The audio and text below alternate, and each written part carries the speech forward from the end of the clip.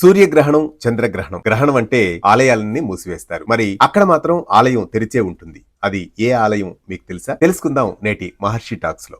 గ్రహణాలప్పుడు దేశంలోని అనేక ప్రముఖ ఆలయాలన్నీ మూసివేస్తారు. శ్రీకాళహస్తిలో మాత్రం ఆలయం తెరిచే ఉంటుంది. అది చంద్రగ్రహణమైన, సూర్యగ్రహణమైన. కారణం ఏంటి? ఈ సృష్టిలో పంచభూతాలు 5. ఆ 5 వాయువు జీవానికి ప్రతీక.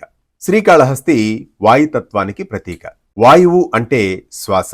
శ్వాస ఉన్నంత వరకు జీవం కొనసాగుతూనే ఉంటుంది. గ్రహణం వచ్చినా ప్రపంచం శ్వాసిస్తూనే ఉంటుంది, జీవం కొనసాగుతూనే ఉంటుంది. అందువల్లే శ్రీకాళహస్తిలోని ఈ వాయులింగేశ్వర క్షేత్రం ఎప్పుడూ జీవంతో కొనసాగుతూనే ఉంటుంది. అంతేకాదు, వాయు స్వరూపుడైన శివుడు ఈ గ్రహణ బంధానికి లోబడడు.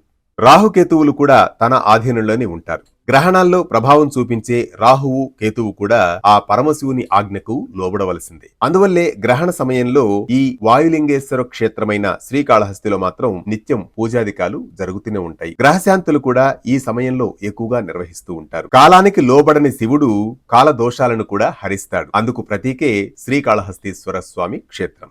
ఈ శ్రీకాళహస్తి క్షేత్రం వాయుతత్వానికి సంబంధించిన క్షేత్రం. ఇలాంటి మరిన్ని అంశాల కోసం సబ్స్క్రైబ్ చేసుకోండి మహర్షి టాక్స్. ఏ పండుగ ఎప్పుడు? పండుగలో పరమార్థం ఏంటి? శాస్త్రీయంగా తెలుసుకోవాలా? వెంటనే డౌన్లోడ్ చేసుకోండి వేటన్ న్యూస్.